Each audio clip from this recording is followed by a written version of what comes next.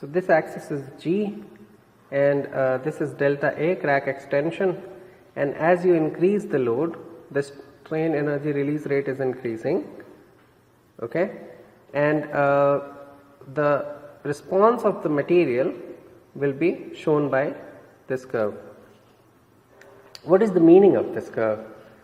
The meaning is, let's say this is my initial crack length A naught, okay, because before that there is no, so I cannot have any, I didn't have any crack extension before this, so this is where I start from, right?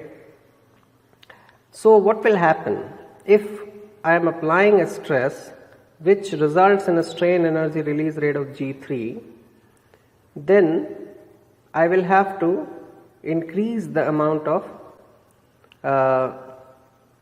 stress so that the strain energy release rate is higher than what material can consume.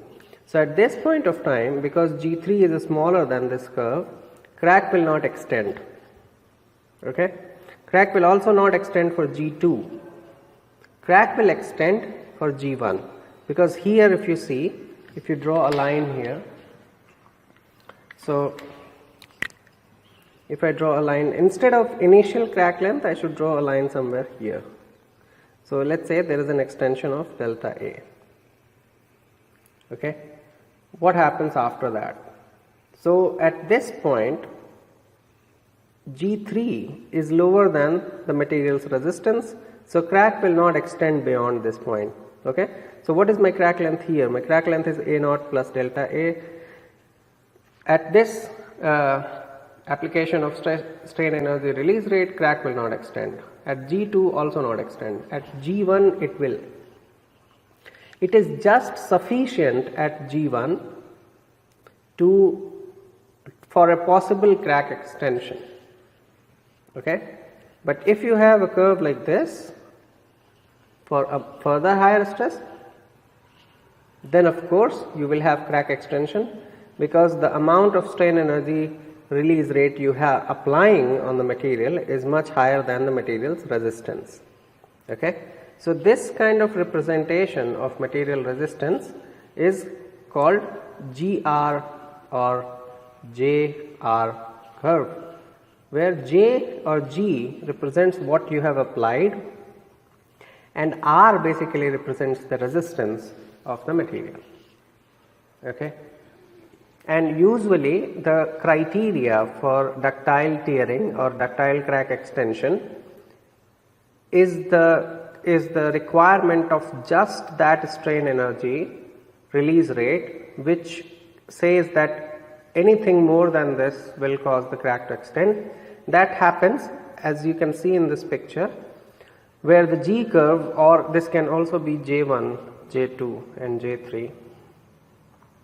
So G or J curve, where the slope of that is equal to the slope of the R curve, okay.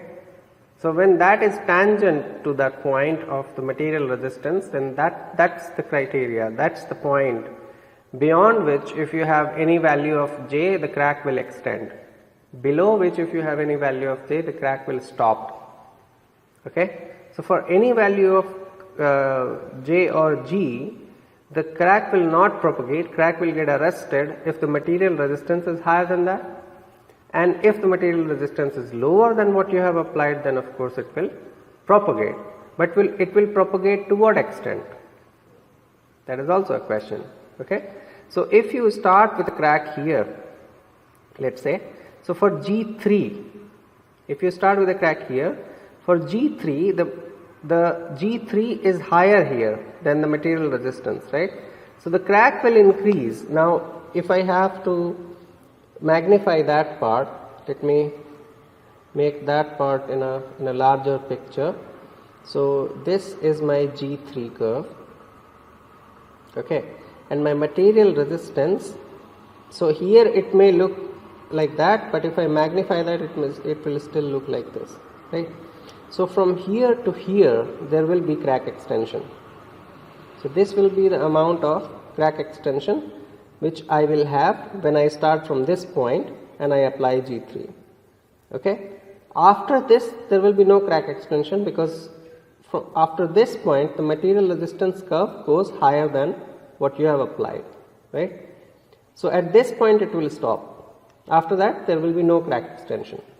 So this is the representation of JR curve, it is called, or KR curve, material resistance curve, which tells you if the crack will propagate or not.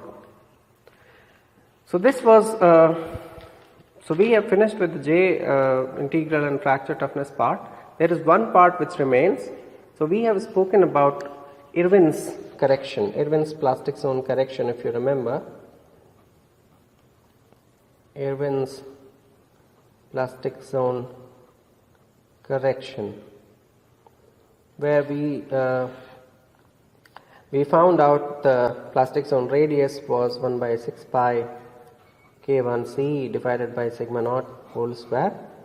So this was the plastic zone, and when you apply this correction to find out your stress intensity factor, then that becomes sigma root over pi into A plus Rp, and Rp you calculate from the K you have and you keep iterating it, so unless you converge to a K value, right. So that was Irwin's correction, but there is another form of correction which is a little mathematical, so we will not go in the detail because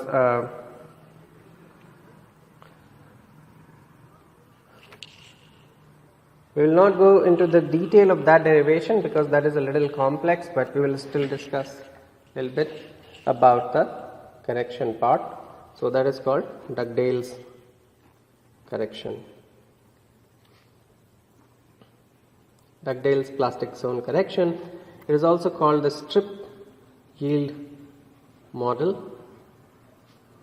It's a very famous model, and at the point when Dugdale represented this, it was not accepted because it was just a theoretical calculation, but very soon Hahn and Rosenfield, they actually did an experiment to prove what Dugdale calculated was right. So what he did is that if you have a central panel crack which will not look like this, but so initially that crack is like this, okay, it's a very sharp crack, then, and it's a sharp crack in a semi-infinite body, so these dimensions are infinitely long, okay. So what happens here is you apply a stress, okay, and what will happen once you apply the stress? The crack will open up like this, and if you have plastic deformation, so if this material is ductile, if this material is elastic plastic material, then instead of crack growth you will have blunting of the crack tip because you have significant amount of plastic deformation. So this is what will happen. And Dugdale, what he said that you can imagine an area like this,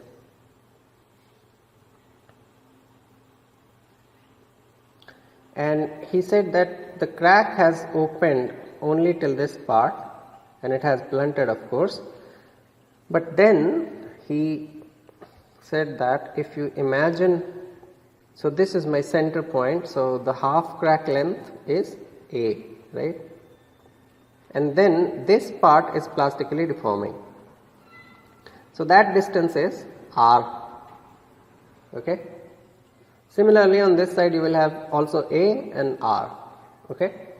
So what he said is that A is the real crack open, real part which has opened up, and R is the part which is under plastic deformation, so that is my plastic zone, okay. So what happens is that now Dugdale says that you can imagine an imaginary crack which has opened to an extent of A plus R, okay, and this part, so R part, is again closed back, okay. So what he is saying is first you open a crack which is of the length from the middle of A plus R, Okay, and then he is saying that close the part which is R in dimension by applying a compressive yield stress. Okay, so apply a compressive yield stress on it and close it. Okay, so then you will achieve reality. So what he's saying, that imagine a big crack and close the extra part and you get your initial crack. Okay, so by representing this, then you have to do some little bit of mathematics.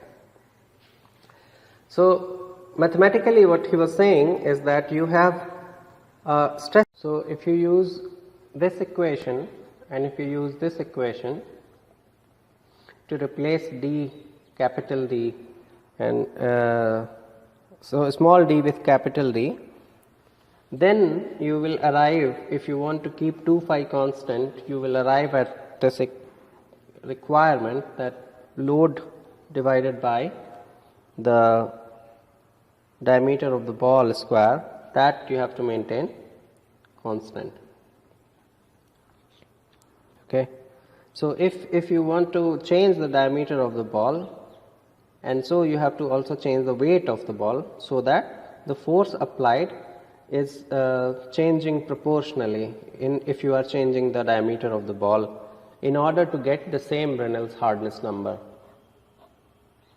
Okay, so that is the requirement which you will have to do. Reynolds hardness number has been found to vary with load. It should not happen, but that is the problem with Reynolds hardness number, that at higher loads for the same material, if you might get a different number if you do the same thing at smaller load with a different diameter. So ideally you should get the same value, but you will not get the same value, and that's the problem with Reynolds hardness number and Meyer. So the successor of Brinell was Meyer, who proposed that instead of taking the so what are you doing in Brinell hardness is that this ball is going inside the material and you are measuring this diameter, right? And Meyer proposed that you have to take the projected area instead of taking this area. So from this one, in Brinell, you calculate this area. Okay, because you also take care of the depth, and you have that formulation which comes because you are taking this whole area.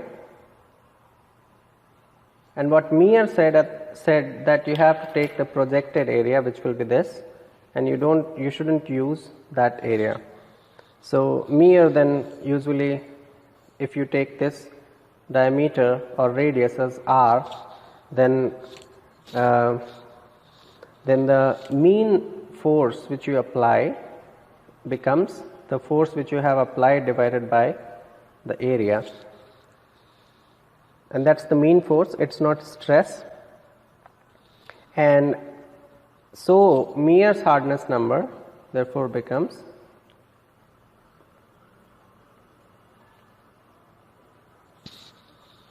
(4p by pi d square), where d is just 2r, and this was found to be less sensitive to the changing value of load. So if you measure at higher load or lower load, the Meyer's hardness number will not change as much as a Brinell hardness value will change. Of course, we have better ways of measuring hardness for the material. So we have Vickers hardness, we have Rockwell hardness, which is kind of universal. But then we also have nano hardness testing, which opens up a whole new domain of getting property like elastic modulus. So you can measure elastic modulus also if you are doing a nano indentation or a nano hardness test. So nano indentation or nano hardness test is not something which you do only on nano materials. It's just that the indentation made in this kind of measurement is on the scale of nanometers. So it's that small. In this case, the force which you apply is usually 0.3 or 2 newtons. It's that small force. The advantage you get from this is, for example, if you have perlite in the system or any other phase, you can have multi phases. So you have ferrite, let's say, and then you also have maybe tempered martensite, and then you can have perlite.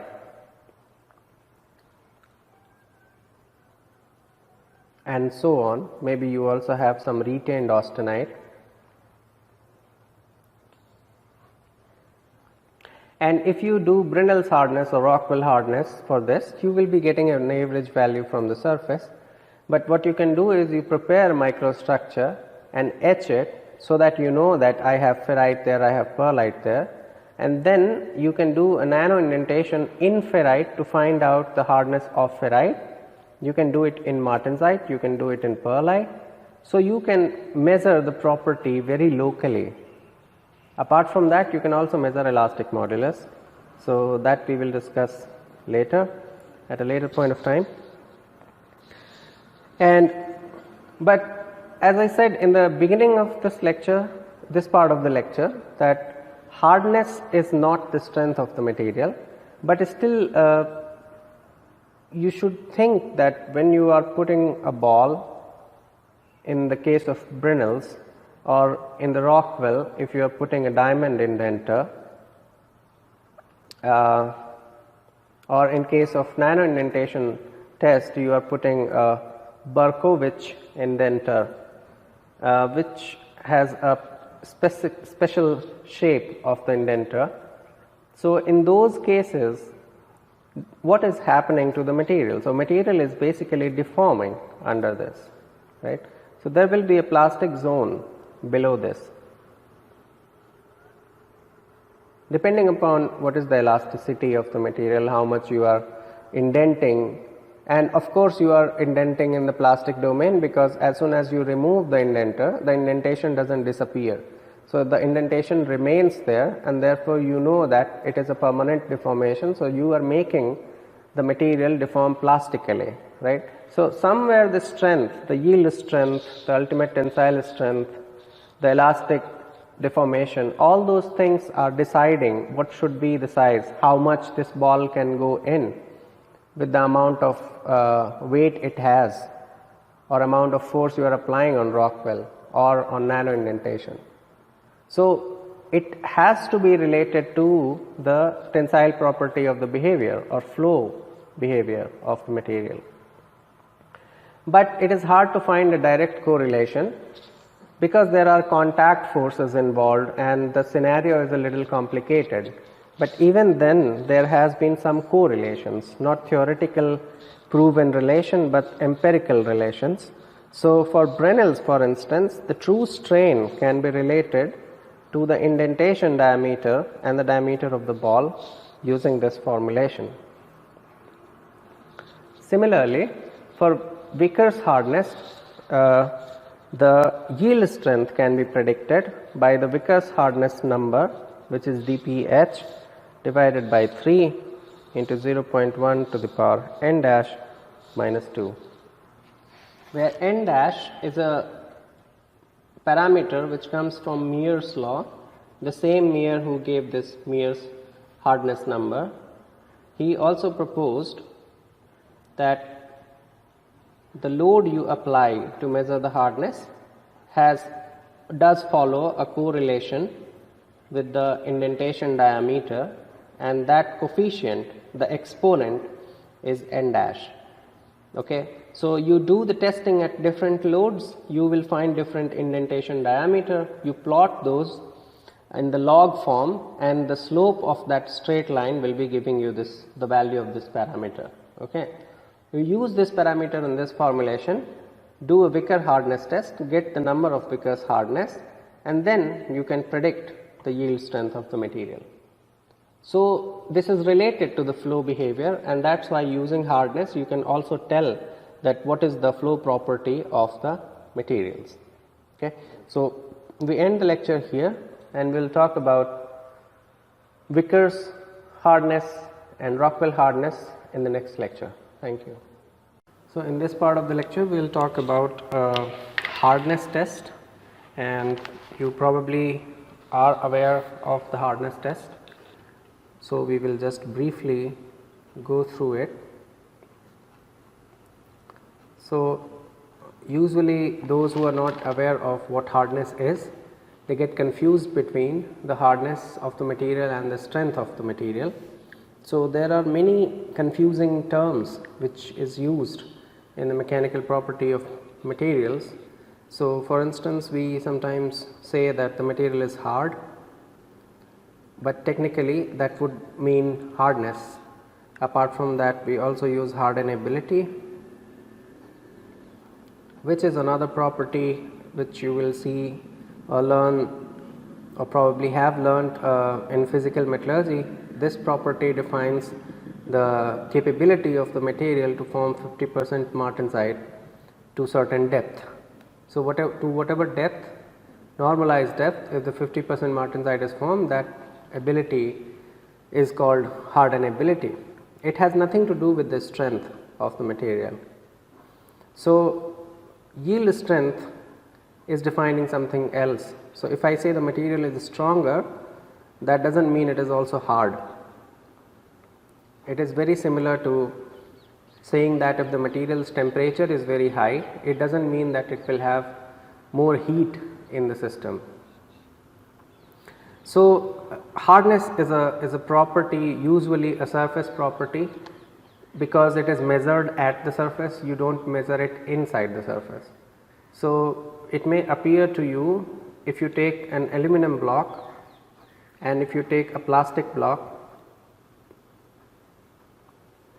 and if you touch these two, you may think that aluminum is cooler in comparison to plastic. So, you may feel that aluminum has a lower temperature, but there again the problem is that both of them are probably at the same temperature, but you feel that aluminum is colder because this will take heat faster than plastic from your body as soon as you touch it. So, the property is thermal conductivity, using which you are making an opinion about the temperature of the system. Then again, if the temperature of the system is higher, it does not mean that the heat of the system is also higher. A tank of water can have higher heat, which is at normal temperature, in comparison to a boiling water of 1 glass.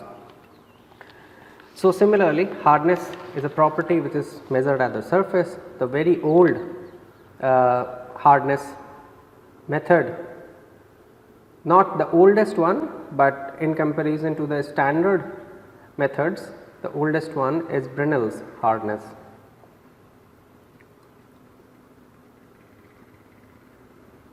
So, this is a very simple testing. The ASTM standard for this is E10, and so in Brinell hardness you have a steel ball which is used as an indentation. So, basically it is similar to scratching a surface. So, when you scratch a surface with nail, you are making an indentation, and if you can make it, then you think that the surface is not so hard. If you cannot make it and your nail is destroyed, then you think that the surface is very hard. So, that was how people used to make a guess about the hardness of the material, but later on you have to standardize it, because something which is hard for you may not be very hard for someone else. So, what you do is you take a piece of stone and you scratch surfaces, and then based on that you can find out if the material is hard or not. But again, then that is also a testing to individual. So, in 1990 Brinell standardized this, and what happens in Brinell hardness is you use a steel ball, and that has a weight of 3000 kg, so 3 tons, and the diameter usually of this ball is 10 millimeters. But if you are using, if you want to test something which is soft in comparison to hard metals, then the weight of this ball is reduced to 500 kg, the diameter is not changed. And if you want to check the hardness of a very hard material, then instead of steel you have to use tungsten carbide. Tungsten carbide is the second hardest material, so unless you are testing the hardness of diamond, you shouldn't have any problem if you are using tungsten carbide. So what happens in Brinell hardness is that we have this steel ball, and then you have a column in which you have this ball, and you put the material surface under this, and you let the upper part of the machine go in and let it indent the material, and then you also have to give it some time because deformation will take some time. So, and if you do it with a very hard velocity, very high velocity, then it will be changing the material's property, because we have seen in tensile strength or tensile properties of the material that they are dependent on the impact velocity. So, strain rate can change the material's response. So, a ductile material might fail in brittle fracture if you are firing a bullet at it, because the velocity is very high, the amount by which you are loading the material is very high. So, what you do is you put this ball on that, let the ball make an indentation for time of 30 seconds. And so, for this much amount of time, this ball will be making some depression in the system, which we call the indentation. So, let us say the ball goes this deep. If you put it at 30 seconds, for 30 seconds, and the diameter of the ball is capital D,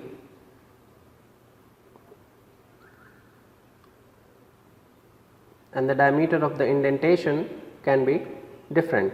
So, what Brinell proposed was not taking this dimension, but taking this dimension. Okay. So, this depth is T, and what Brinell decided to represent the number which will be telling you what hardness value your material has can be calculated by the force applied divided by pi d. So, this is pi r into d minus a square root of d square minus a small d square. Small d is the diameter of the indentation. Okay. So, this is the indentation, then you will be looking at this under the microscope, and so the indentation will look like a circle. Then you take one diameter in any direction, and then another measurement you take orthogonal to that, so at 90 degrees. So, this is let us say D1 and this value is let us say D2. So, you take an average of these two, and that is your D value. The capital D is the diameter of the ball, which is 10 mm, and P is the force. So, if it is 500 kg, 500 kg, otherwise it is 3000 kg. Using that you can calculate Brinell's hardness number. So, if you change it with depth, then the formula becomes P divided by pi d T, where T is the thickness. And now we will talk about Vickers hardness. So, the idea is same, a few details changes. For example, in this case, instead of having a ball of a steel or tungsten carbide as it was the case for Brinell's hardness, a diamond pyramidal indenter is used, which has an included angle of 136 degrees. This particular number comes again because of the geometrical similitude. So, what you want to do is you want to achieve the same range of the load divided by the diameter, and this the range which Brinell hardness has for this value, if you want to have the same value for Vickers hardness, then you have to calculate, I mean based on that the calculations were done, and it was found that if a diamond indenter of 136 apex angle is used, then you will be in the range, and for that it will be approximately 0.375 or something will be, and in Brinell's hardness you get probably in the range of 0.2 to 0.5, so you are somewhere there, and therefore you can use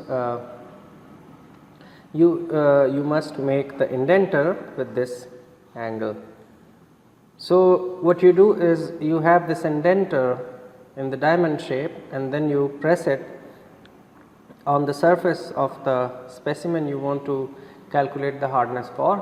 So you have to prepare the surface, so the surface has to be very clean and it has to be polished, and because surface property is what you are trying to measure here, even though hardness does represent the flow property but not of the core of the material. So what usually so for example, if I have a pipe which is made up of a steel, and then I do carburizing on the surface, and my carburized part has a thickness of, let us say, 1 mm, then my indentation, if I take indentation on the surface of it, I will not be getting the property of the core, because I am not taking the measurement at the core. So I am taking the measurement at the surface, and therefore I will get very high hardness because I have carburized. So you will have cementite here on the surface, which will be very hard, and therefore the hardness will be very high. It does not mean that the material has a very high strength, or even this, that the material is hard inside. Okay. So that's the problem with that is the property. It's not a problem, but this is the property what we are trying to measure using hardness. So but the advantage of Vickers hardness is that it has a continuous scale. So you don't change the load, or you don't change the ball size as you did in the Brinell's hardness. So you maintain this indenter, and the load you can apply in a very vast range. So from 1 kg to 120 kg you can apply, and based on that you can calculate hardness starting from 5 to 1500 for very hard materials. So so this is the advantage, that unlike Brinell's hardness, where you can use 3 different types of indenters, also in other hardness testing procedures, for example Rockwell, which we will be discussing next, also has 3 different scales of measurement. So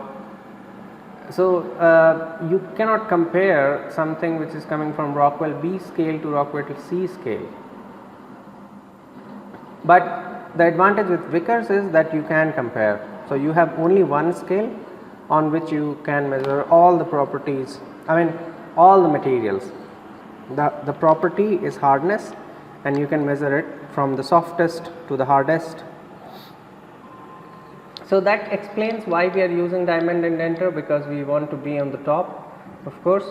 So if you are using tungsten carbide, you cannot measure the hardness for diamond, but if you are using diamond, or even if you want to use tungsten carbide, the hardness of tungsten carbide, you cannot do that by using the ball of tungsten carbide, because tungsten carbide ball will itself be deforming. So diamond indenter gives you the advantage of being hard in comparison to other materials. The ASTM standard for Vickers hardness is E92, and now once we start using diamond type of indenter, which is pyramidal, there are some problems which appear in the in the indentation procedure. So one problem is that once you make an indentation, you will have this kind of shape. This should be the shape because that's how the indentation is, and this is the diagram when we are looking at from the top. So indenter is like this, and I put it and I press it, and because the tip, if you imagine the tip of this pen to be in this shape, so it will be something like this. If we can draw in the 3 dimension, yeah. So I have one face, two face, I should have one more face in this, so that you get so this will be the part which will be going in the material, and you will be making this kind of indentation. Okay. Once you make this indentation, then as you did in the Brinell's hardness, that you measured the diameter on the orthogonal sides. In this case, you measure the diagonals. Okay. So you measure these two diagonals, take the average and calculate the Vickers hardness value from that. But the problem with this Vickers hardness is that it needs a lot of surface preparation, and then you have a lot of error involved in the measurement of the diagonals of the indentation, because each person who is trying to measure this will be making some approximation that my diagonal is here or my diagonal is there, because it is not distinctly clear once you look at the indentation in the microscope if the surface is not very polished. So what usually happens is, like, if this is my piece of material and you have a lot of scratches on it, okay, so these will be visible once you have once you look at it under the microscope. So if you don't look at it under the microscope, it will be looking very clean. So you might think that the surface is very clean, and then you make an indentation which is like this, and then you look at it in the microscope and there is a scratch which is going like this. Okay. So you do not know what is the diameter length, so you will be making some approximation according to your skill of judgment, you want to include that or not, and because of that there will be a lot of error involved in it. If you want to avoid this type of error, then you have to polish it as smooth as possible. Okay. Apart from that, depending upon what kind of material it is, if it is very ductile, or if you are doing the hardness testing at a relatively higher temperature, so at a relatively higher temperature, depending upon the material what we are using, you can have two different type of distortions from this ideal indentation. You can have something like this. So these are the four corners which would have been there if it was identical indentation. So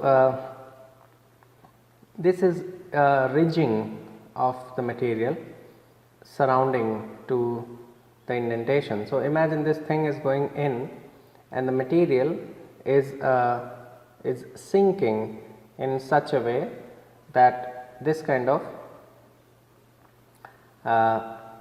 formation happens. Then the other possibility is this kind of, so this is called pin cushioning effect or sinking, and this is ridging. So here the material is sinking in, and it will happen in when the material is very ductile, because it looks like if you create a hole, then the fluid is trying to fill up that space. And it is also, in another way it can be understood in this way, like you have a fiber. So imagine a fluid on which you have a semi-solid layer on the upper surface of your fluid, and then so you have this continuous fluid, and then suppose you are pushing it with something in. So what happens is this fabric will be going in, right, and it will be, if it is very ductile, if it is jelly kind of structure, then it will be filling like this. So it is not completely fluid, but it is kind of semi-solid kind of thing. So it will flow very fast because there is too much freedom to the material if it wants to flow. So the material will be depositing when you are trying to create a hole in the system by pushing something in. So this is why this happens, the sinking in of material. And in these two cases, what can happen is that the real area, so the real diagonal, you may not be able to measure because of this sinking in of the material.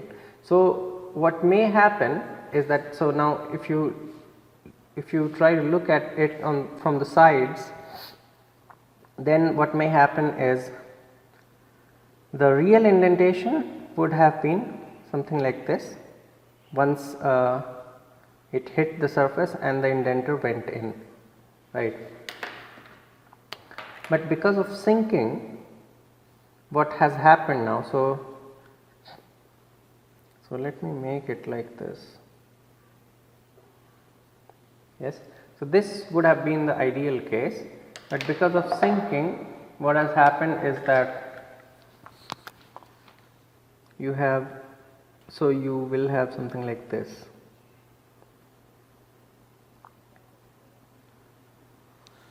Right, and then you do not know, so you will be measuring this diagonal and this diagonal, which is obviously smaller than what the real indentation is.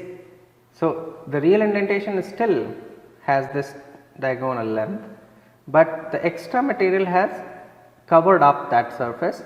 So you see this part, and that is why you will be measuring that part, and so you will be measuring area, a projected area based on the average diagonal length, which is actually smaller than what the real diagonal length would have been.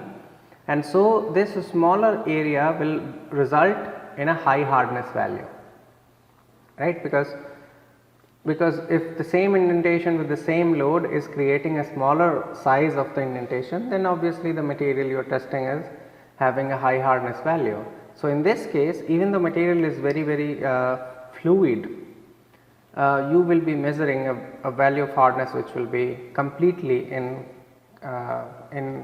contradictory to the real property of the material. So these phenomena creates problem in Vickers hardness testing. So the solution can be found in Rockwell,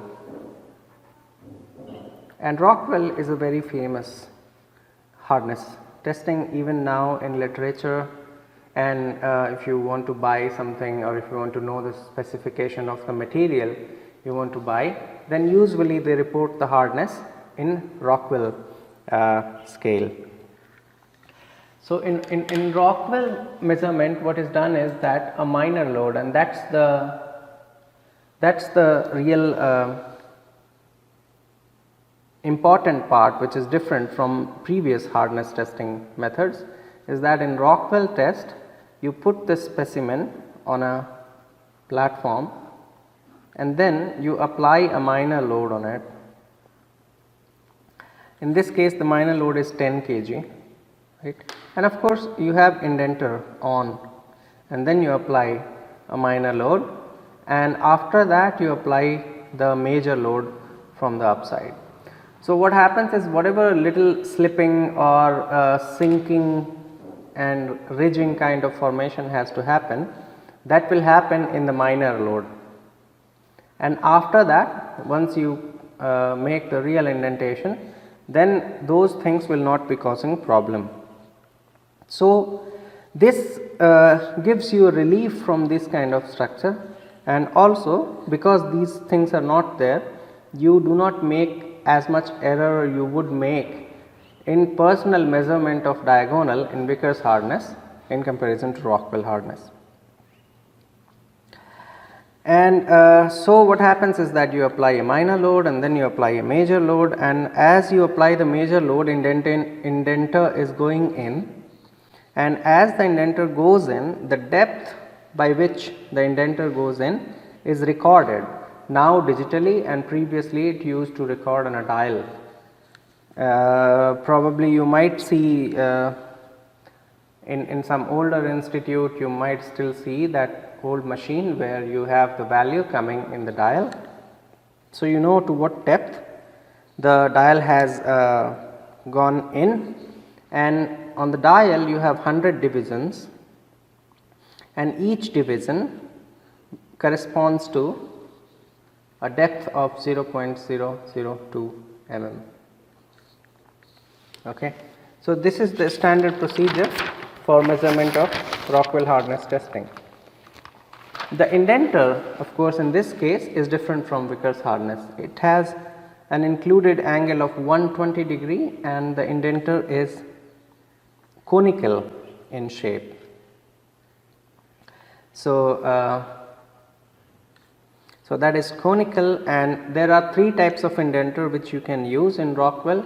So one is 120 degree diamond indenter, which is conical, and this shape is called, so tri-pyramidal shape it is, so it is called Braille's indenter. Braille's indenter. Okay.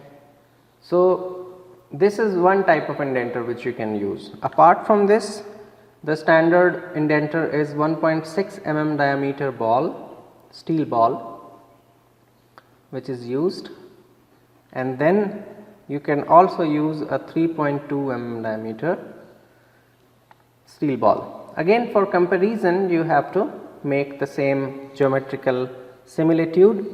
So usually 1.6 mm steel ball and 120 degree diamond, conical diamond or Braille's indenter is used, and for the Rockwell testing. So in the Rockwell testing you have three scales.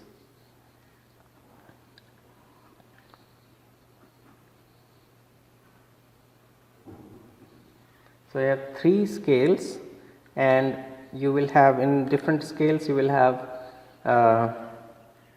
the amount of load, the major load which you are applying, and then apart from that you will have the indenter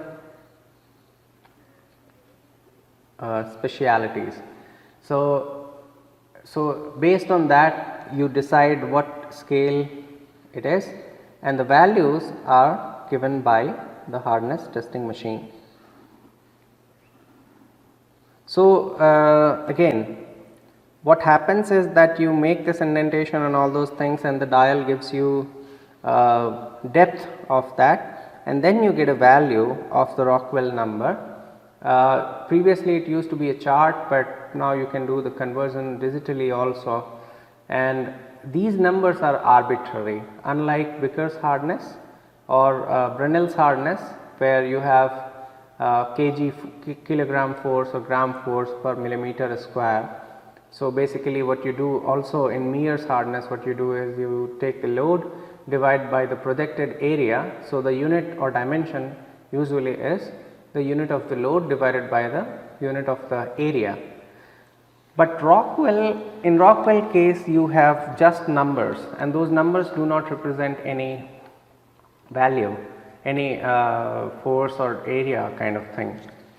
Okay. So there are basically three scales. The first scale is C scale, and C scale is used for hard materials. So in this case you have diamond indenter or Braille's indenter. So you have diamond indenter, you can apply, or you do apply a load of 150 kg.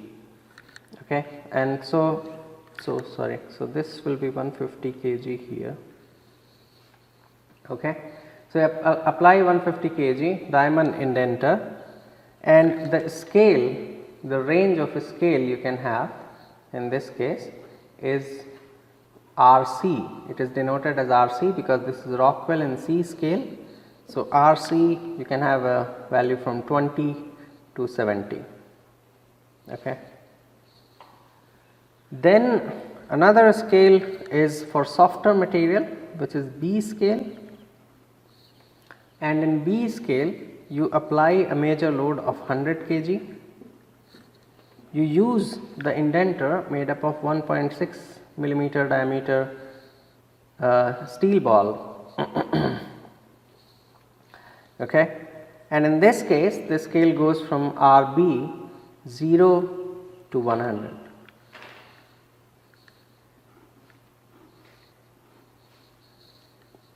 And finally you have A scale, and on A scale you have a large range of material which you can indent. So, you can cover a very vast types of material. So, from very soft to very hard. So, all that you can do on A scale, but for a very hard material you have to go to on C scale, and comparatively softer material you have to go for B scale. So, in A scale you apply a load of 60 kg. So, this is smaller than these two. Even then you can measure very hard material because, just a minute, in the A scale of Rockwell we have the load which is 60 kg, and the indenter which is used is a diamond indenter, and that is why you can use it also for hard materials.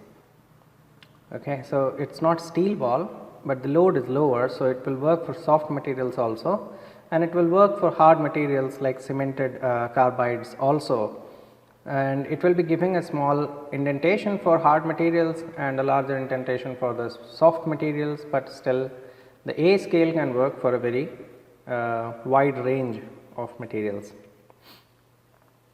The other advantage of Rockwell is that it is reproducible, which is a very important property of all the tests and any test which anyone performs. So, for instance, if we are doing tensile testing and we find out yield strength, if we are doing fracture toughness testing and we find out K1C or J1C, these are material properties which you are measuring by doing the experiment, also hardness. So, it can be Vickers, it can be Rockwell.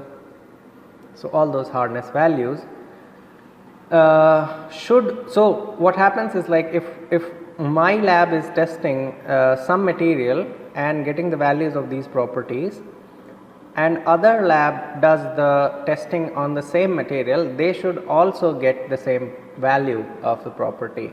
So, of course, you must have some amount of scatter in the data. So, if I am getting 500 megapascal, the other lab might get 495 or something, or 490 is also fine. But the difference cannot be very large. So, this property is called reproducibility, and if the testing machine has good reproducibility, then that the testing machine and the procedure as well is very good for standard making. So, that is the advantage which we get when we do Rockwell process for hardness measurement.